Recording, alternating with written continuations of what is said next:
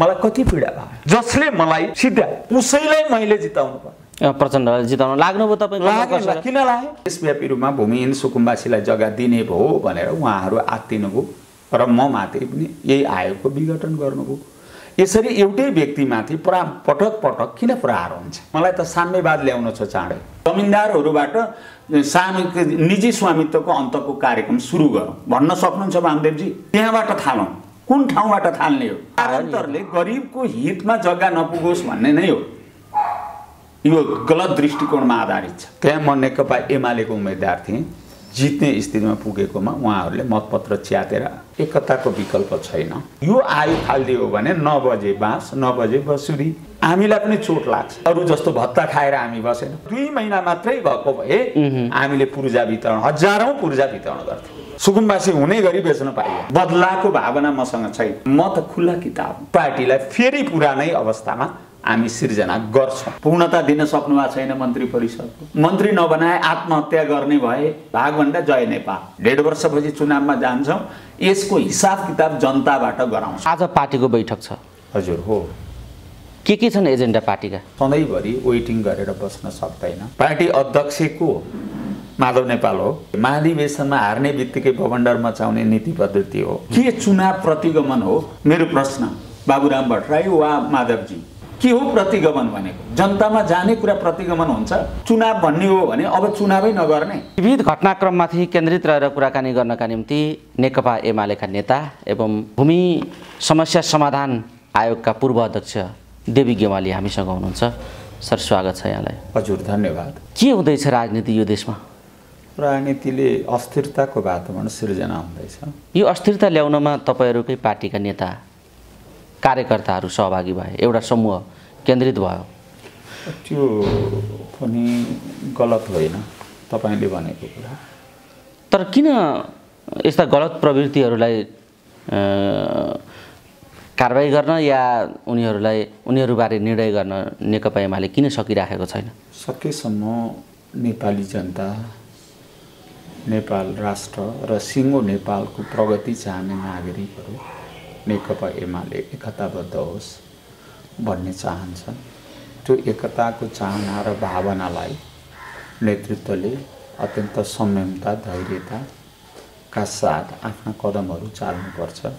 अब सधैँभरि अराजकता, सधैँभरि अस्थिरता, सधैँभरि घुर्की धम्कीका स्थितिलाई त पर्खिन सकिँदैन। तर अधिकतम लचकता, यो त आश्चर्य लाग्दो लचकता भयो नि त। दुई तिहाई एउटा खालको बहुमत थियो। आफ्नो पार्टीको नेतृत्वमा सरकार थियो। महाधिवेशनले निर्वाचित गरेको पार्टीको नेतृत्व थियो।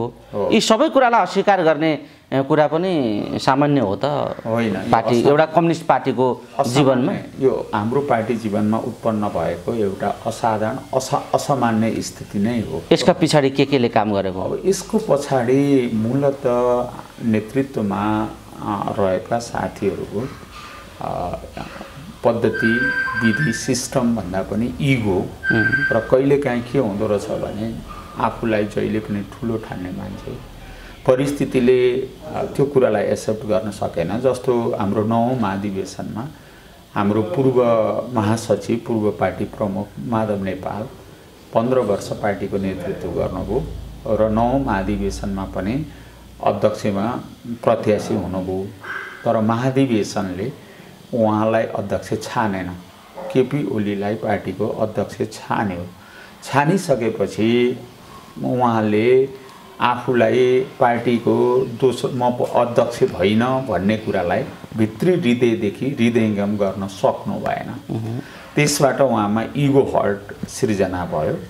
त्यो उहाँको उत्पन्न इगोले नै यो असाधारण असामान्य स्थितिको सिर्जना गर्यो। अब आज पार्टीको बैठक छ? हजुर हो। के छन् एजेन्डा पार्टीका आजको बैठक? आज किनभने आज धेरै निर्णायक बैठक हो भन्ने बाहिर चर्चा उठेको छ। माधवजीका बारेमा पनि ठोस निर्णय हुन सक्छ भन्ने कुरा उठेको छ। अब हामी पार्टीको यो एकताको प्रक्रियालाई अगाडि बढाउने क्रममा निकै समय वेटिङ गऱ्यौँ, वार्ताको प्रक्रियामा रह्यौँ। सधैँभरि वार्ता सधैँ गरेर पार्टी इतिहास अगाडि बढ्ने क्रममा सधैँभरि वेटिङ गरेर बस्न सक्दैन। पार्टीले अब राष्ट्रिय प्रतिनिधि परिषदको व्यवस्था गरेका छ, पार्टी विधान अधिवेशनको कल्पना गरेका छ। हामीले महाधिवेशनमै विधान पनि बनाउने, नेतृत्व पनि चयन गर्ने कुरा गर्दाखेरि विधानमा खास ध्यान केन्द्रित हुँदो रहेनछ। त्यसो भएको हुनाले यसपटक हामीले 10औं महाधिवेशनभन्दा अगाडि विधान अधिवेशनको व्यवस्थापन गर्ने कुरा सोचेका छौँ। हामीलाई समयले निकै चाप पारेको छ। अब हामी पार्टी महाधिवेशनको एकताको 3 वर्षको शून्य समय मान्ने हो भने हामीलाई अब धेरै समय छैन। चैतभन्दा यतै हामीले सबै कामहरू सक्नुपर्ने स्थिति छ। त्यस्तो हिसाबले मङ्सिरमा हामीले महाधिवेशनलाई जसरी पनि अगाडि बढाउनुपर्छ। अब मङ्सिरमा हामीले महाधिवेशन गर्ने हो भने त्योभन्दा अगाडि विधान अधिवेशन हामीले लैजानुपर्छ। मङ्सिरभन्दा पछाडि हामी जान किन सक्दैनौँ भने अब आउँदो फागुन चैतमा स्थानीय तहको चुनाव छ। स्थानीय तहको चुनावलाई हामीले ख्याल गर्नुपर्छ। यसो भएको हुनाले हामीले चाँडै नै भदौको अन्तसम्ममा विधानको अधिवेशन सक्ने र मङ्सिरमा महाधिवेशन गर्ने कामलाई अगाडि बढाउनुपर्छ। त्यसको निम्ति हामीले सदस्यहरूको रिन्यू गर्ने कामलाई अगाडि बढाउनुपर्छ। त्योभन्दा अगाडि तलका कमिटीहरूको व्यवस्थापन हामीले वार्ड लेभलदेखि नै कमिटीहरूको पुनर्संरचना गर्नुपर्ने हुन्छ। यो काममा अगाडि लाग्नुपर्ने भएको हुनाले मलाई लाग्छ आजको बैठक यिनै विषयसम्म केन्द्रित हुनेछ र यसैमा छलफल अगाडि बढ्नेछ। भनेपछि यो आन्तरिक कलहको विषय आज प्रवेश पाउँदैन बैठकमा? किन माधव नेपालजी त भन्दै हुनुहुन्छ ओलीलाई मैले अन्तिम मौका दिइराखेको छु, अवसर दिइराखेको छु, अब पनि उनी सुध्रेर आफ्ना गल्ती कमजोरी सच्याउँदैनन् भने डिभोर्स हुन्छ भन्नेसम्मका अभिव्यक्ति आइराखेका छन्। उहाँले अवसर दिने कि पार्टीले दिने? उहाँ पार्टीको अङ्ग हो कि पार्टीभन्दा ठुलो मान्छे हो? उहाँ पार्टी अध्यक्ष को हो? माधव नेपाल हो। पार्टीले गरेको फैसला, उहाँ त पार्टीको एउटा वरिष्ठ नेता, स्थायी समिति सदस्य हो। नीति विधि र पद्धतिका निम्ति लडिरहेको छु भन्नुहुन्छ नि त माधव? खोइ त नीति पद्धति भने के? महाधिवेशनमा हार्ने बित्तिकै बवण्डर मचाउने नीति पद्धति हो हैन। महाधिवेशनबाट बनेको कमिटीलाई अध्यक्षलाई अस्वीकार गर्ने विधि र पद्धति हो। अनि आफ्नो पार्टीको सरकारलाई ढाल्न प्रतिपक्षलाई भोट हाल्ने कुरा विधि र पद्धतिको कुरा हो। आफ्नो पार्टीको अध्यक्षले विश्वासको मत लिँदा त्यो ठाउँमा अनुपस्थित भएर विपक्षीलाई मद्दत गर्नु त्यो कुन विधि, कुन पद्धति, कुन संस्कारको कुरा? त्यसैले उहाँ विधि पद्धतिबाट स्खलित उहाँ नै हुनुभएको छ। त उहाँले गरेको यो स्थितिलाई कमिटीले अब कम्तीमा पनि यी कमजोरीहरूलाई हटाउँदै अब एकीकृत आन्दोलनमा जुट्नुहुन्छ भने हामीले घरबाट साँझ निस्केको छोरो बेलुका घर आयो भने छोरो होइन भन्न मिल्दैन। त्यस्तै गरी उहाँले यो यस बीचमा त धेरै बवण्डर मचाउनु भयो, तर पनि पार्टीको जनताको हितको निम्ति हामीले भोलि सचिएर अगाडि बढ्ने कुरा हुँदा ती सबै कुरालाई चाहिँ क्षमा गर्न सक्छ कमिटीले।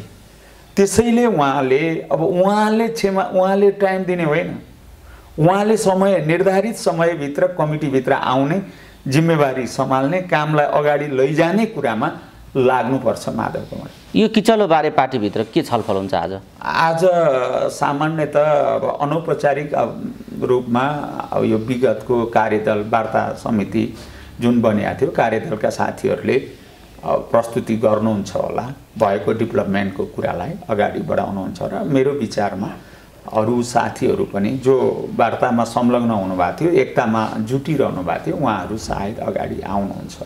देवीजी, यही सन्दर्भमा अहिले जसरी परमादेशद्वारा ओलीजीको विस्थापन गरिएको छ, यो नेतृत्वलाई विस्थापित गरेर देउबाजी आउनु भएको छ, तर त्यो गठबन्धनका नेताहरूभित्र पनि एकता भएको छैन भन्ने खालको एकातिर चर्चा उठेको छ।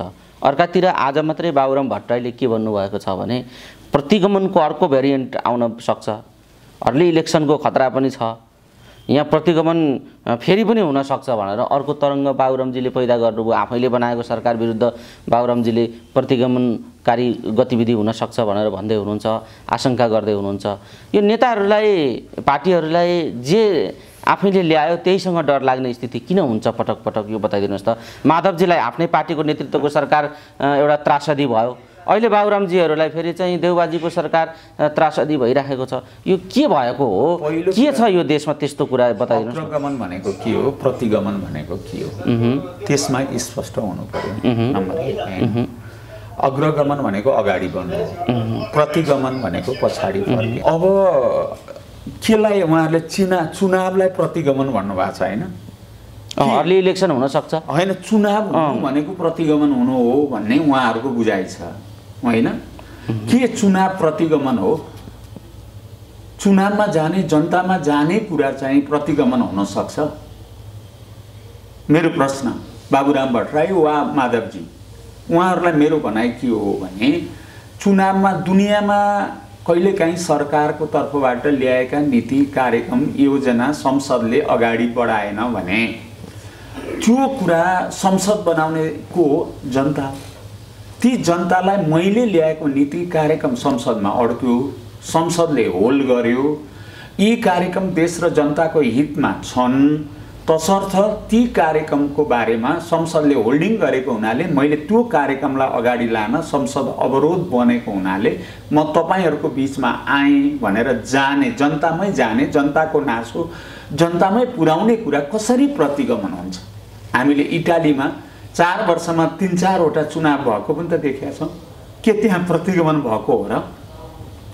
बेलायतमा चुनाव भयो, इजरायलमा चुनाव भयो, मध्यावधि चुनाव भएकै छन्, त्यहाँ के प्रतिगमन हो र?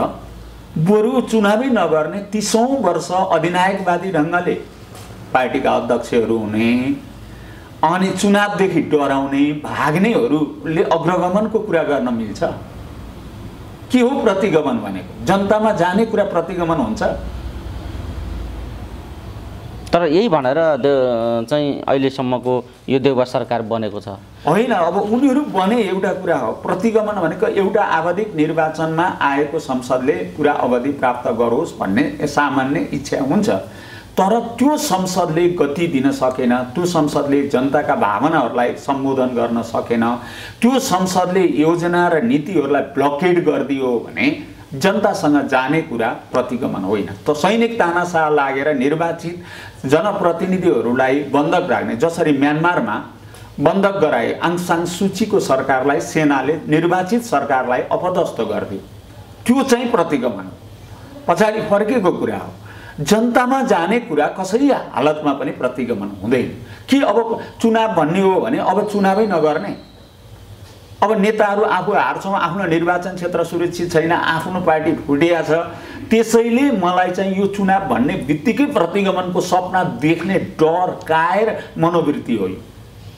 ठ्याक्कै यो मनोवृत्ति हुनु भनेको त जनताले हामीलाई बहिष्कार गरेका छन् भन्ने कुराको स्वीकारोक्ति पनि त होला, स्वीकार्य पनि हो, स्वीकारोक्ति पनि होला। यो हो जनतासँग जान डराउने मनोवृत्ति हो यो। तर नि यस्तो स्थितिमा जुन परमादेशपछि सरकार बनेको छ, यो परमादेशको सरकार, यो परमादेशको सरकारले अघिल्लो जननिर्वाचित सरकारले गरेका सम्पूर्ण निर्णयहरू उल्टाउँदै गएको छ र त्यसको शिकार तपाईँ पनि बन्नुभएको छ।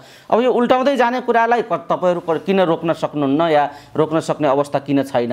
अब यो सरकारले कस्ता किसिमका कदमहरू अगाडि बढाउन सुरु गरेको छ, तपाईहरुको समीक्षा के छ बताउनुस् त? देखिहाल्नु भने सरकारमा जुन दिन शेरबहादुरजी आउनुभयो त्यसको भोलिपल्ट बालुवाटार घटनाका मुख्य अपराधसँग जोडिएका, जो लुकेर 1 वर्षसम्म लुकेर बस्नुभएको थियो विजय कुमार गच्छेदार, भोलिपल्ट आउने बित्तिकै धरौटीमा, त्यो पनि नोमिनल करोडौंको के अरे उहाँमाथि मुद्दाको आरोप छ, हिनामिनाको, तर 10 लाख धरौटीमा उहाँलाई रिहाई गरिन्छ। कस्तो काम सुरु गर्नु भएको छ देखिहाल्नु भएको छ। लाखौं सुकुम्बासीहरू, भूमिहीनहरू यस पटक यो आयोगद्वारा काम हुन्छ, पूर्जा पाउँछ भने उत्साह थियो, उमङ्ग थियो। गाउँपालिकाहरूले आफ्नो तर्फबाट बहुत मेहनत गरेर पूर्जा क्रममा थियो। अब सुकुम्बासीले जग्गा पाउने भए भनेपछि त्यो सुकुम्बासीहरूको हकितका लागि बनेको यो आयोगलाई विघटित गर्दैन। अब उहाँले राष्ट्रको निम्ति के गर्नुहुन्छ तपाईँले देखिहाल्नु भएको छ नि। प्रतिनिधि मर्निङ सो द डेज, बिहानीले दिनको सङ्केत गर्छ भने जस्तै उहाँहरू आएकै अब बनेको 1 महिना भयो मन्त्री परिषद, के अरे उहाँ प्रधानमन्त्री भयो, पूर्णता दिन सक्नु भएको छैन मन्त्री परिषदको। त्यहीँभित्र मन्त्री माओवादीका नेता भन्नुहुन्छ कि 49 जना सांसद छन्, 49 जनालाई मन्त्री बनाउनु पर्यो, मन्त्री नबनाए आत्महत्या गर्ने भए भनिकन सार्वजनिक ढङ्गले नै भनेको हामीले सुनेका छौँ। भनेपछि त्यहाँहरू उहाँहरूको यो गठबन्धन किन बनिया रहेछ भन्ने कुरा त केवल मन्त्री बन्न, नयाँ कार्यक्रम, नयाँ नीति, नयाँ सिद्धान्त, नयाँ योजनाका बारेमा होइन। भागभण्डा गरेर जय शान्ति, भागभण्डा जय नेपाल, मन्त्री बन्ने, राष्ट्रिय सम्पत्तिहरूमा केन्द्रित हुने, त्यही कुरामा बाहेक यसले के दिन्छ? कोभिडको कतिको विरुद्धको चाहिँ खोपहरू कति ल्याइयो? हिजो केपी ओली सरकारले ल्याएको खोपभन्दा कति थपियो? कुनै थपिएको छ? जनतालाई खोप, महामारी बढिरहेछ, कोभिड त झन् बढ्दो छ त। त्यसलाई नियन्त्रण गर्नका लागि के नीति बनाएको छ? अहिलेको प्रमुख समस्या त त्यो हो नि। त्यसबारेमा बाढी पहिरो, मनाङमा बाढी गएको छ, रसुवामा बाढी गएको छ, मान्छेहरू बिहाल भएको छन्। त्यसको सन्दर्भमा सरकारले के कार्यक्रम ल्याएको छ? केही देखिएको छ? अब अहिले त तपाईँहरू प्रतिपक्षमा हुनुहुन्छ।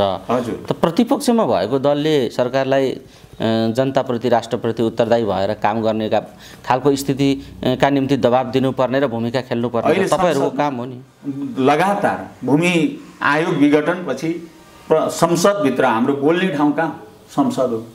संसद बाहेक बोल्ने ठाउँ कहाँ हो? सडक हो। सडकमा ठुलो ढङ्गले निस्किन कोभिडले अप्ठ्यारो परेको छ।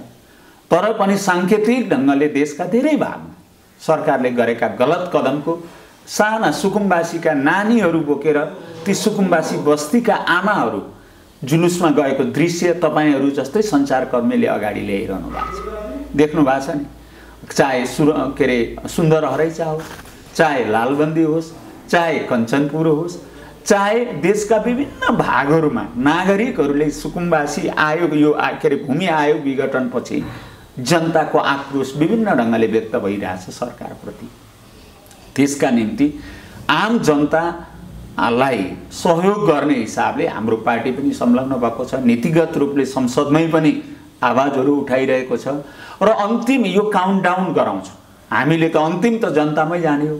यो सरकारले गरेका गलत कामहरू जनतामा गन्ती 1, 2, 3, 4 गर्दै गनाउँछौँ र अन्तमा आउने यो सधैँभरि चुनाव नगरेर भाग्ने त होइन होला। अब कति छ र?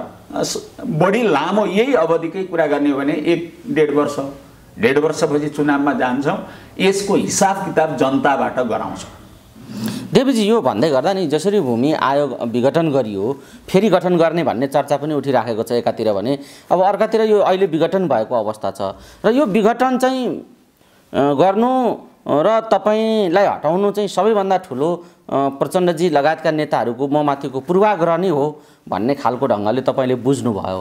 यस्तो बुझाइमा तपाईँ कसरी पुग्नुभयो? यो पूर्वाग्रह तपाईँप्रति यस्तो खालको पूर्वाग्रह हो कि समग्र एमाले माथिको पूर्वाग्रह हो यो भन्ने हिसाबमा एउटा चर्चा उठेको छ। 2-3वटा घटना छन्, त्यो संयोग मात्र होइन भन्ने मलाई लाग्छ।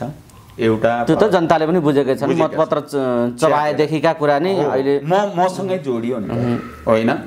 त्यहाँ म नेकपा एमालेको उम्मेदवार थिएँ।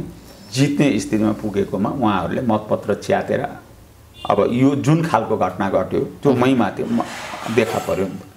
अहिले यो आयोगले राष्ट्रव्यापी रूपमा 12 लाख भूमिहीन परिवारको सेटल गरिसकेको थियो। यस अब गर्ने योजनाका साथ अगाडि बढिरहेको थियो।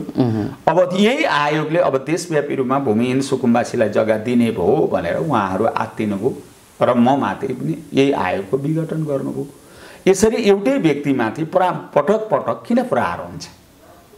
मैले बुझ्ने त कुरा यो हो नि। र अर्कोतिर यो जनप्रिय कामलाई अगाडि बढाइरहँदा उहाँहरूले किन विघटन गर्नुहुन्छ भन्दा उहाँहरू साँचो भूमिहीन सुकुम्बासीहरूले जग्गा प्राप्त गरोस् भन्ने भित्री मनमा रहेनछ। यदि रहेको छ भने किन विघटन गर्नु पर्यो? काम अगाडि बढिरहेको ठाउँमा कमी कमजोरी रहेका छन् भने तपाईँले यो सच्याउनुहोस् भन्दा हुन्थ्यो। अहिले हामीलाई मान्छे मन नपरेको भए हामीलाई के अरे त्यो आयोगको विघटनै नगरिकन हामीलाई हटाइदिएको भए पनि त हुन्थ्यो नि। तर उहाँहरूले आयोग नै किन विघटन गर्नु पर्यो? जब यो आयोग विघटन भयो, हजुर, ठ्याक्कै यो विघटनलाई नै बल पुग्ने गरी तपाईँहरूकै नेता वामदेव गौतमले अभिव्यक्ति दिनुभयो, यो भूमिमाथिको स्वामित्व अन्त्य गर्नुपर्छ, कहाँ जग्गा दिने हो भन्ने खालको अभिव्यक्ति उहाँको आयो र भूमिमाथिको निजी स्वामित्व अन्त्य गर्नुपर्छ भन्नुभयो उहाँले। यो कुराले दुई तीन खालको, एक त सैद्धान्तिक रूपमा कम्युनिस्ट आन्दोलनको विचारधारा र दृष्टिकोणलाई हेर्ने हो भने यो कम्युनिस्ट आन्दोलनको फिलोसोफी अन्तर्गतको कुरा हो भन्ने अर्थ पनि लाग्ने भयो। ठ्याक्कै तपाईँको आयोग विघटन हुने बित्तिकै उहाँले यो अभिव्यक्ति दिँदा यो विघटन सही थियो भन्ने खालको अर्थ पनि लाग्ने भयो। तपाईँले यो विषयलाई कसरी बुझ्छु भने अब निजी स्वामित्वको अन्तको कुरा समाजवादमा मात्र सम्भव छ। हामी अहिले पुँजीवादको प्रारम्भिक समाज विकासको क्रममा पुँजीवादको प्रारम्भिक चरणमा छौँ। एउटा गम्भीर सैद्धान्तिक कुराले उहाँले यो कुरालाई समर्थन गरिदिनु भयो होइन। उहाँलाई मेरो प्रश्न के छ भने मेरो मनोगत आग्रहले मलाई त साम्यवाद ल्याउनु छ चाँडै। सबै मान्छे बराबर स्वामित्वमा रहन्, सबैको साझा स्थितिमा पुगोस्, सबै योग्यता अनुसारको काम आवश्यकता अनुसारको दाम बनोस् भन्ने इच्छा ममा छ। इच्छा हुनु र वस्तुगत अवस्था एउटै हुन सक्दैन। अहिले भर्खरै हाम्रो समाजमा निजी स्वामित्व अन्त गर्न सक्ने वातावरण छैन। तर यही कुरा वामदेव किन भन्नुहुन्छ? होइन, यो किन चाहन्छ भन्दा अगाकोले भन्छ डाँडापारी खाउँ, भोकोले भन्छ डाँडावारी खाउँ।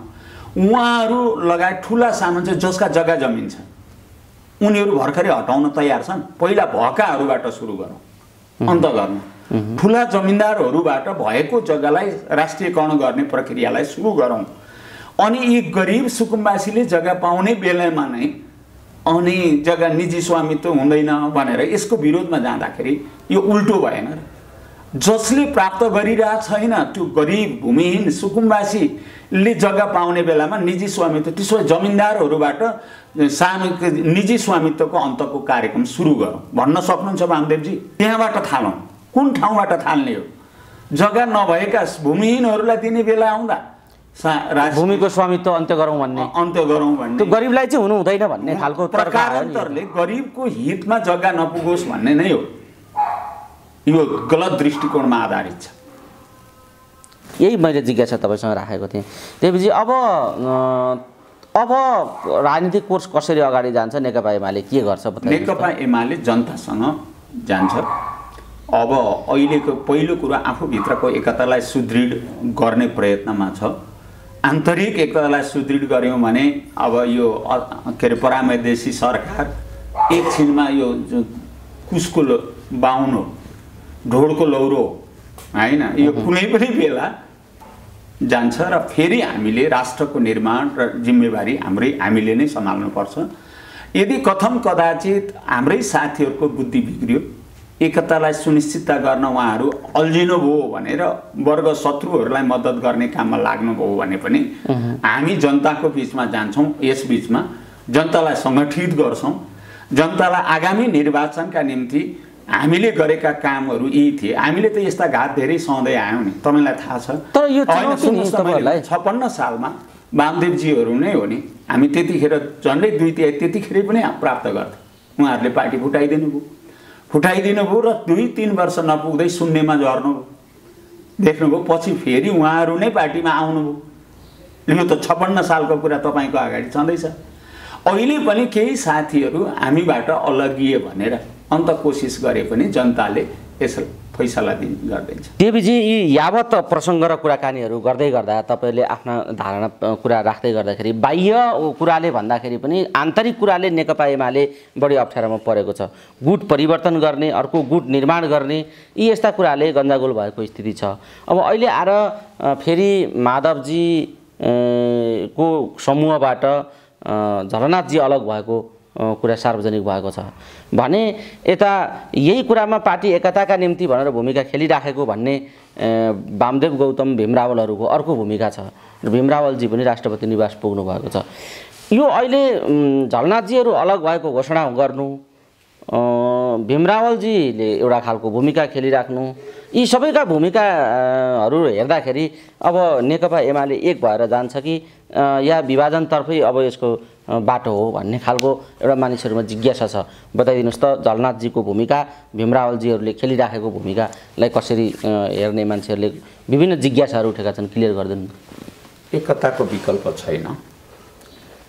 राजनीतिक कर्मीहरूले आफ्नो भविष्य पनि हेर्नुपर्छ।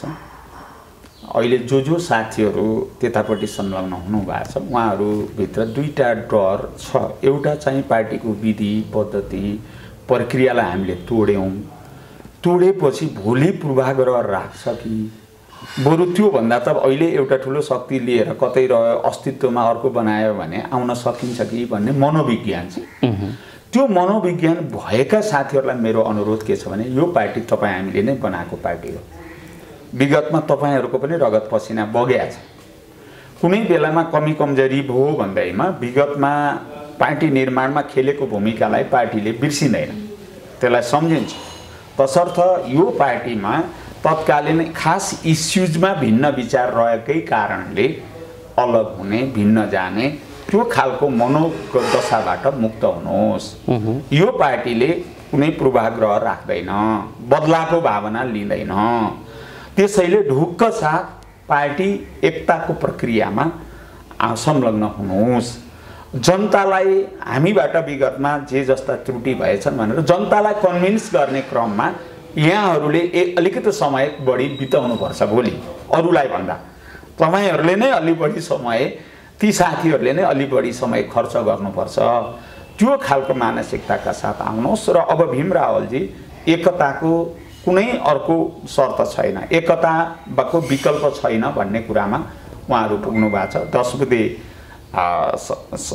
एउटा समझदारी सम्झौताको कुरा, बुँदाको तयार गर्ने, पार्टी एकताको लागि 10 बुँदा तयार गर्नेमा उहाँको पनि भूमिका छ। सुरेन्द्र पाण्डेहरू, गोकर्ण विष्टहरू, घनश्याम भुषालहरू लगायतका साथीहरूको त्यो भूमिका छ। उहाँहरूले सायद अब आफ्नो बाँकी पङ्क्तिलाई कन्भिन्स गर्नुहुनेछ। झलनाथजीहरू पनि अब यो फुटपरस्त विरोधीहरूलाई मद्दत गर्ने कुरासँग जोडिनु हुँदैन, जानु हुँदैन, यसले चाहिँ राम्रो गर्दैन भन्ने कुरामा क्रमशः कन्भिन्स हुनुहुन्छ भन्ने मलाई विश्वास छ। भनेपछि पार्टी अब एकताको दिशामा गयो, दिशा अगाडि बढ्दैछ। पार्टी एकताको दिशामा यो क्रमशः अगाडि बढ्दै जान्छ। एकैचोटि कुनै पनि कुरा घाउ, शरीरमा एउटा घाउ लागेपछि त्यो निको हुन, खाटा बस्न पनि टाइम लाग्छ।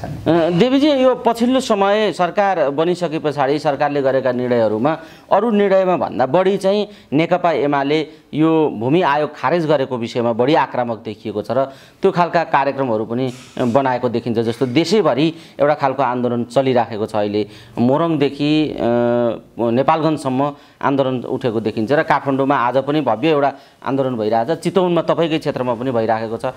यो कुरालाई बढी संवेदनशील किन ठानो नेकपा एमाले र सडकमै यस्तो महामारीका बिचमा पनि आन्दोलनमा जाने खालको निर्णय गरिरहेछ पार्टीले, बताइदिनुहोस् त।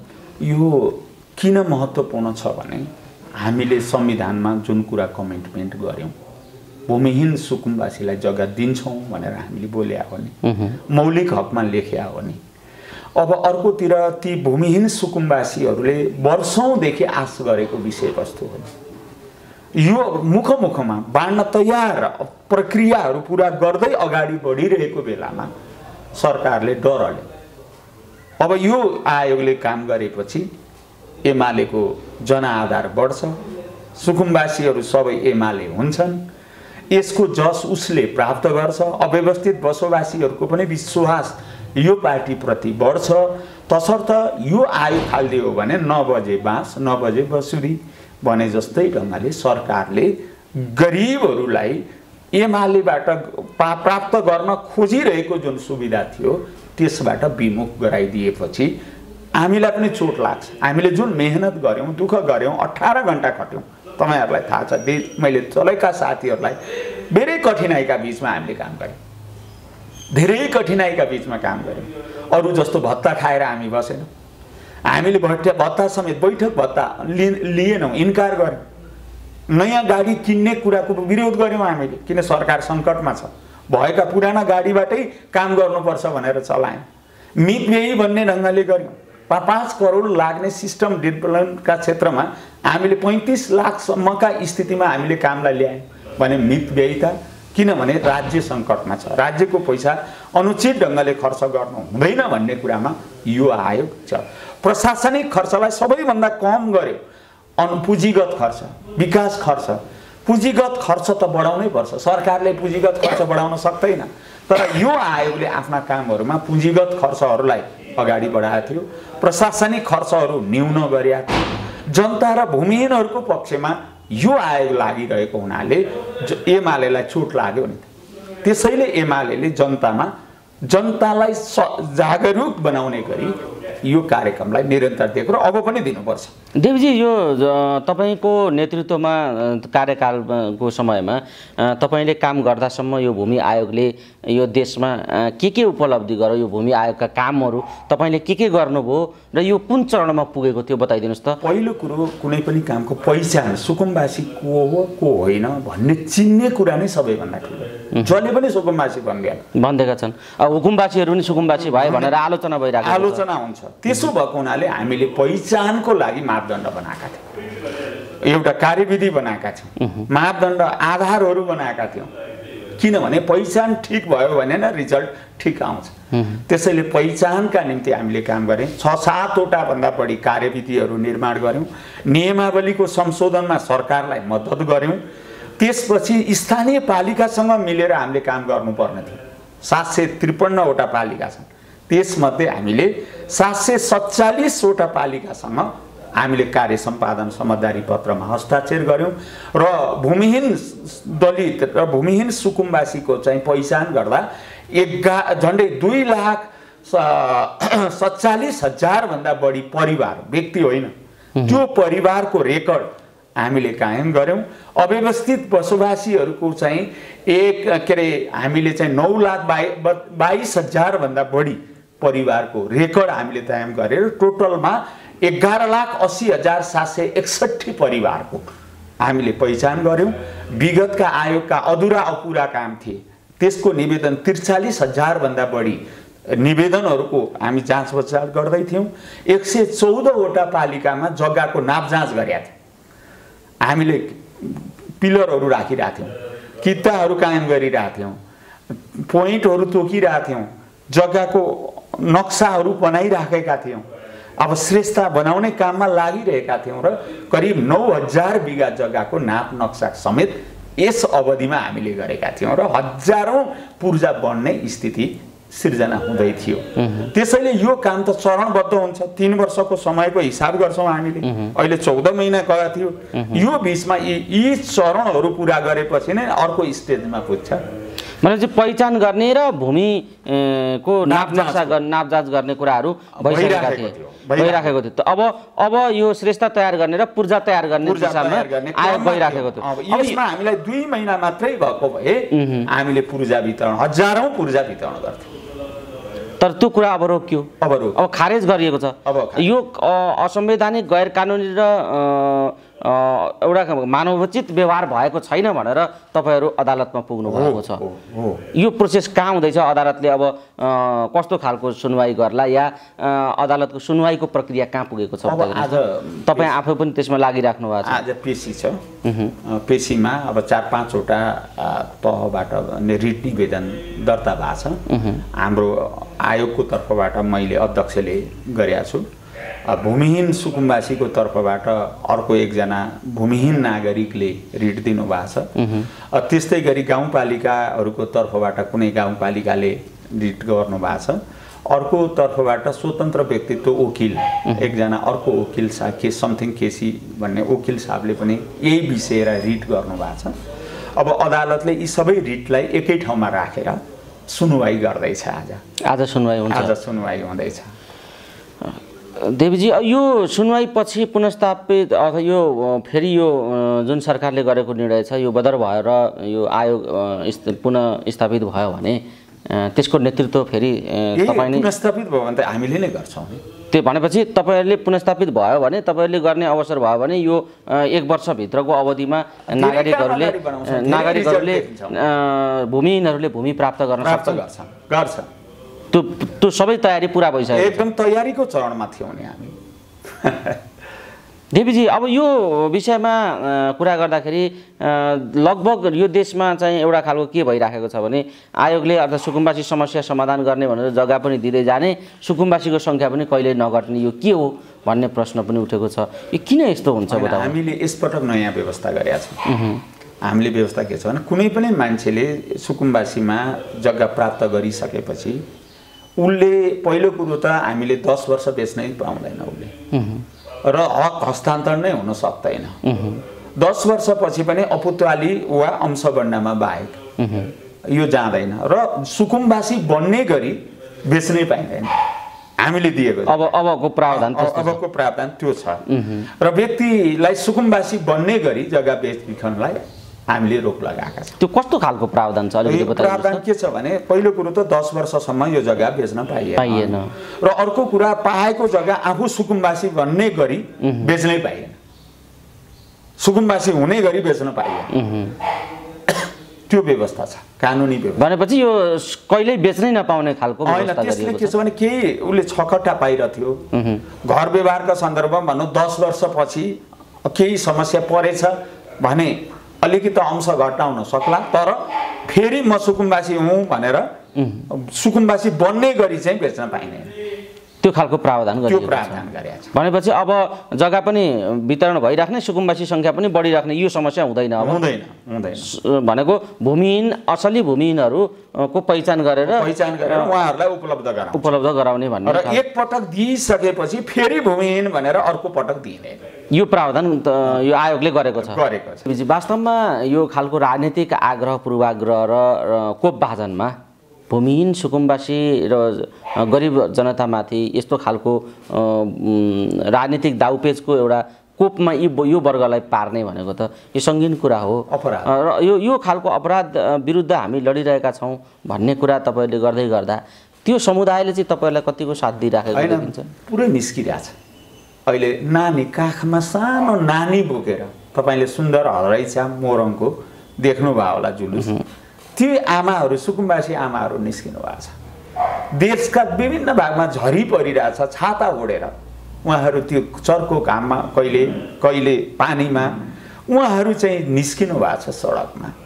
यो आयोगले काम गरिरहेको थियो, दुःख गरिरहेको, हामीलाई त देख्नु भएको छ नि त, मेहनत गरेर खटेको देखिरहनु भएको छ नि त। त्यसैले उहाँहरूको विश्वास हामीसँग थियो। जस्तो तपाईँहरूले जे अपेक्षा गर्नुभएको छ, अब आज सुनवाई हुँदैछ, यो पुनर्स्थापित होला या सरकारले गरेको निर्णय नै सदर होला, त्यो के होला? तर अब यो अदालतले के गर्छ भन्ने टुङ्गो हुँदैन। यदि सरकारले गरेको निर्णय नै सदर गरिदियो अदालतले भने तपाईँहरू के गर्नुहुन्छ? हामी जनतामा जान्छौँ, हामी जनताका मान्छे हौँ, जनताकै बिचमा जान्छौँ, सुकुम्बासीकै बिचमा जान्छौँ। तपाईँहरूलाई हामीले यो ढङ्गले काम गरेका थियौँ, सरकारले चाहिँ गलत ढङ्गले गरिदियो, बेठिक गर्यो भनेर उहाँहरूको बिचमा हामी फेरि जनताबाट निर्वाचित भएर आउँछौँ। पछि चुनाव नगरिकन यो देशमा सधैँ त बस्न पाउँदैन होला नि त।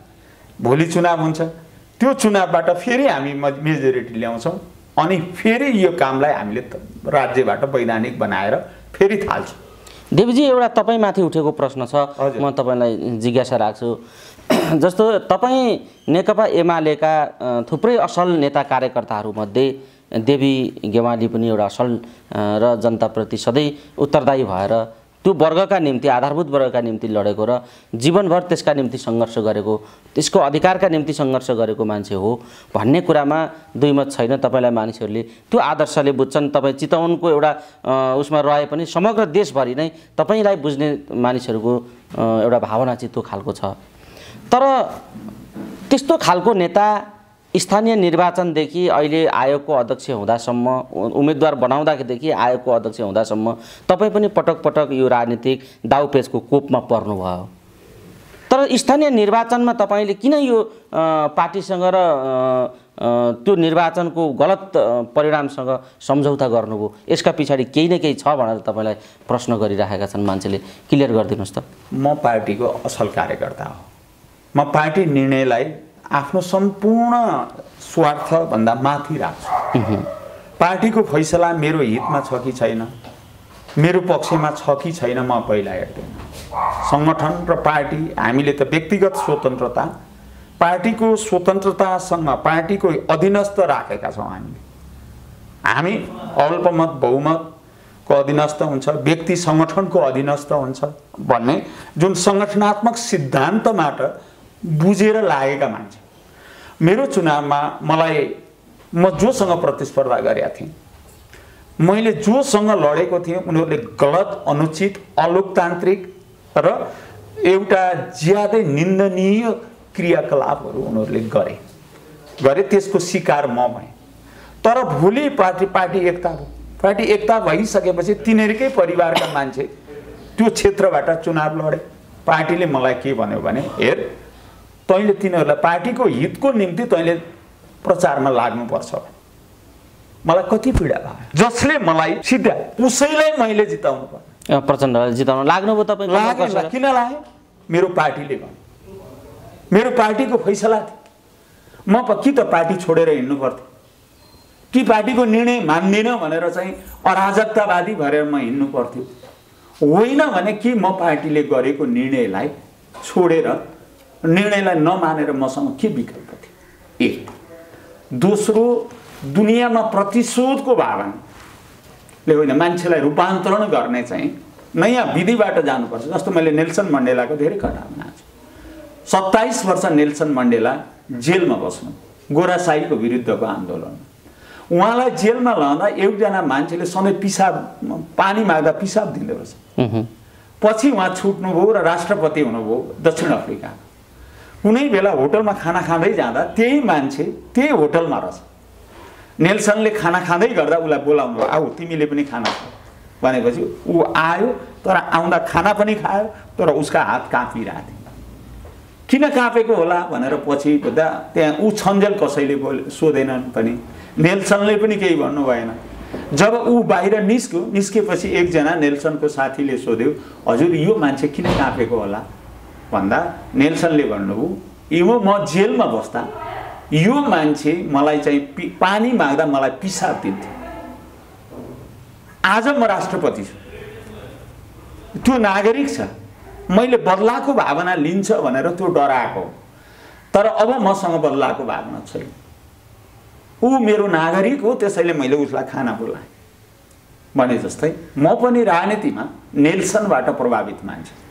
बदलाको भावना मसँग छैन, ईर्ष्याको भावना छैन। सामाजिक परिवर्तन, मान्छेहरूलाई गल्ती गर्नेहरूलाई सुधार्नुपर्छ। कहिलेकाहीँ प्रतिशोधले मान्छेहरू अङ्गुलीमाल भन्छ। अङ्गुलीमाल बुद्ध कथामा तपाईँले अङ्गुलीमालको कथा पढ्नुभयो। मान्छे प्रतिशोधले अङ्गुलीमाल पनि भन्छ। सही राजनीति गर्ने बुद्धत्व हामीले बुझेका छौँ भने त्यो कुराबाट बच्नको लागि प्रतिशोध जस्ता कुराबाट मुक्त हुनुपर्छ। यही आदर्श चरित्रबाट म आफूलाई हिँडाउन चाहन्छु। यसैले पार्टीको निर्देशनलाई पालना गरे मैले त्यतिखेर। तर बालकोटमा प्रचण्ड र ओलीजी दुवैलाई सँगै भेटेर तपाईँले एउटा खालको पार्टीको निर्देशन माने भने पनि या एउटा खालको सम्झौतामा पुगे भने पनि यो तपाईले जे आदर्शको कुरा गर्नुभयो यो कुरालाई आज नेपाली समाजले नपत्याउने ठाउँमा यही राजनीतिले पुर्याइदिएको छ होला। मान्छे देवी गेवालीले आदर्शको कुरा गरे तर यस्तो होइन है, निस्वार्थ मान्छे पनि छ, आदर्शवान मान्छे पनि छ समाजमा र देवी गेवाली जस्तो एउटा पार्टी सिद्धान्त र कार्यक्रमप्रति निष्ठावान व्यक्ति पनि राजनीतिक दलभित्र छन् है भन्ने कुरा आजको समाजले नपत्याउने स्थिति पैदा गरेको छ। यो तपाईहरुकै राजनीतिले के भन्नुहुन्छ? तर यसको व्यवहारबाट जवाफ दिनु बाहेक मान्छेले विश्वास नगर्न सक्छ। प्रश्न उठाइदिए नि तपाईसँग, हेर्नुभयो होला तपाईले पनि। मान्छेहरूले उठाउँछन् त्यो कुरा छैन, तर मेरो दिनचर्या के छ, मेरो जीवनशैली के छ, म अनुचित लाभसँग सम्झौता गर्छु कि गर्दिनँ, मेरो आफ्ना मूल्य मान्यता छोड्छु कि छोड्दिनँ। म त खुला किताब हुँ। मेरा त दुईटा मात्रै आँखा छ, मलाई हेर्ने करोडौँ आँखा छ। ती करोडौँ आँखा बीचमा पनि मेरो व्यवहारले म माथि गरेका आशंकाका आधारहरूलाई जवाफ दिनुपर्छ। आज जे परिणाम पैदा भएको छ राजनीति, यो नेकपा बन्ने प्रक्रिया, एमाले र माओवादी मिलेर नेकपा बन्यो, नेकपा बनिसकेर 2/3 सरकार बन्यो, पुग्न पुग त्यो सरकारको स्थिति अभिगत आज जे भयो, यसका पछाडि हिजो गरिएका निर्णयहरूबारे आज तपाईहरु जस्ता सचेत कार्यकर्ताहरूको पार्टी नेतृत्वलाई भन्नुपर्ने भनिराखेको कुरा र गरिराखेको समीक्षा के छ बताउनुहोस् त। यसमा 2-3 कुरा प्रचण्ड जस्तो भइगुनी मानिसलाई यहाँ ल्याउनु गलत भयो भन्ने छ कि तपाईँहरूको के छ त तपाईँहरूको समीक्षा? हामी नीति र सिद्धान्तलाई भावनामा अलिकति बगेको छौँ कि विगतमा एकताको मनोवैज्ञानिक भावनामा अलिक बढी प्रभावित भएछौँ। एकता मूल्य, मान्यता, शक्ति, सामर्थ्यताका आधारमा एकता हुन्छ। हामी तत्कालीन चुनावमा 31-32 लाख मत तत्कालीन एमाले प्राप्त गरेका थियो।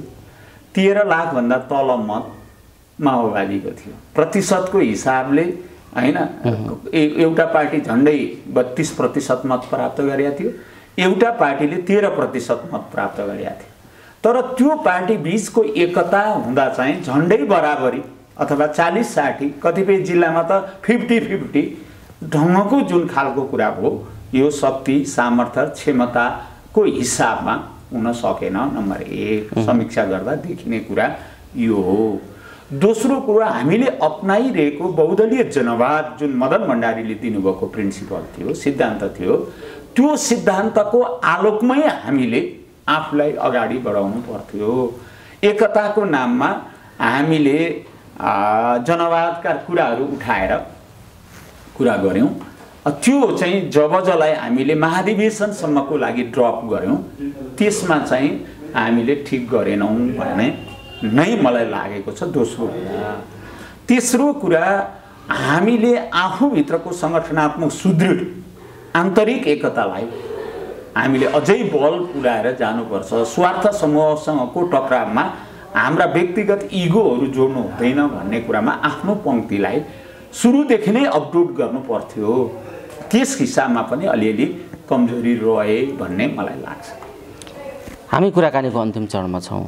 जे सन्दर्भ र परिस्थिति आइपुग्दाखेरि सबैतिर भत्ताभुङ्ग हुने स्थिति जो पैदा भयो, आखिरी भएको 2/3 गुमेको कुराको समीक्षा, यो समग्र पार्टीले अहिलेको स्थितिलाई गरेको समीक्षा चाहिँ के हो?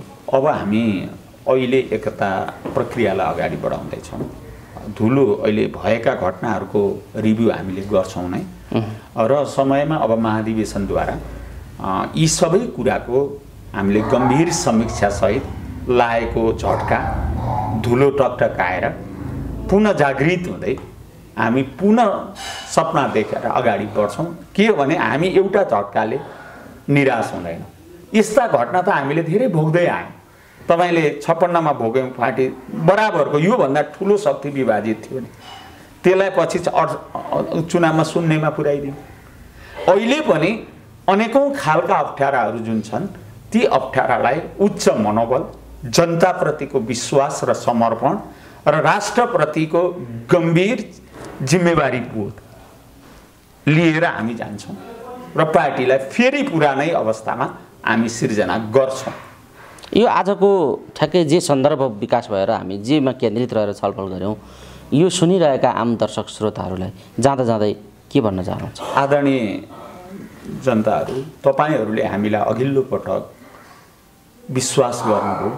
त्यही विश्वासका आधारमा कहिल्यै नभएको हामीबाट गुमेको लुपी लेक, लुम्पियाधुरा, कालापानी जस्ता भूभागलाई फर्काउनको लागि, राष्ट्रिय नक्साभित्र राख्नको लागि हामीले प्रयत्न गऱ्यौँ। ल्यान्डलक कन्ट्रीबाट हामीले चाहिँ ल्यान्डलिङ्क कन्ट्रीमा हाम्रो देशलाई भूपरिवेष्टित राष्ट्रबाट भूजडित राष्ट्रको रूपमा हामीले यस बिचमा आबादी गऱ्यौँ। तेस्रो, पुष्पलाल मार्ग, मध्य पहाडी राजमार्ग, मदन भण्डारी राजमार्ग, उलाकी मार्ग, महेन्द्र राजमार्गकै विस्तार, सुरुङ मार्ग, जलविद्युतहरूका योजना जस्तै नेपालका द्रुत विकासका योजनाहरूलाई तपाईँहरूकै विश्वासका आधारमा हामीले ल्यायौँ। तामाकोसी यसै अवधिमा हामीले उद्घाटन गर्न पायौँ। मेलम्ची हामीले त्यति बेला निर्माण गऱ्यौँ, तर बाढी अहिलेले केही अप्ठ्यारो सिर्जना गरेका छ। तथापि त्यो समयभित्रै हल गरेर काठमाडौँवासीलाई पानीको व्यवस्था गराउने क्रममा हामी प्रतिपक्ष भए पनि आफ्नो ठाउँबाट सहयोग गर्छौँ र यो राष्ट्रको मुहार फेर्ने काममा, यो राष्ट्रको समृद्धि निर्माण गर्ने क्रममा नेकपा एमाले फेरि अगाडि आउँछ। आफैभित्र कहिलेकाहीँ घात प्रतिघातको पीडा पनि सहनु पर्दो रहेछ। बाढी हावाहुरी चल्दा एउटा वृक्षको हाँगाहरू भाँचिँदा रहेछन्, कहिलेकाहीँ पातहरू लुचिँदा रहेछन्, कहिलेकाहीँ तर पनि यो नर्कट होइन एमाले, यो फर्सीको झाल होइन एमाले कि एउटा हुरी चल्दैमा लत्रक्कै गलेर ढलोस्। यसले त अनेकौं हावाहुरीसँग जुट्दै अनेकौं प्रतिकूलतासँग लड्दै आफूलाई फेरि स्थापित भएर तपाईहरुकै बीचमा आउँछ। तपाईहरुको न्यानो माया र ममताका साथ पुनः राष्ट्रको सेवामा नेकपा एमाले केन्द्रित हुनेछ भन्ने यहाँहरुसँग सादर अनुरोध गर्दछु। जाँदै जाँदै अर्को कुरा पनि भनिदिनुस्। एउटा माधव नेपाल पार्टी अध्यक्ष र प्रधानमन्त्री दुईटै ओलीले छोड्नुपर्छ अनि मात्रै एकता हुन्छ भन्ने ठाउँमा उभिनु भएको छ। प्रधानमन्त्री त जसै उहाँहरू सबैतिर लागेर अब परमादेशद्वारा भए पनि ओलीजीलाई हटाउन उहाँहरू सफल हुनुभयो, तर अब पार्टी अध्यक्ष छोडेपछि मात्रै एकता हुन्छ भन्ने शर्त माधवजीको अगाडि आइराखेको छ। अब ओलीजीले अध्यक्ष माधवजीलाई दिनुहुन्छ अरे भन्ने चर्चा समाचारहरू पनि कतिपय सन्दर्भमा आइराखेका छन्। अध्यक्ष छोडेर पनि पार्टी एकता गर्ने त्याग ओलीजीले गर्नुहुन्छ या त्यस्तो सम्भावना छ? अहिले हामी महाधिवेशनको सन्मुखमा छौं हैन। केपी ओली महाधिवेशनबाट निर्वाचित अध्यक्ष हो।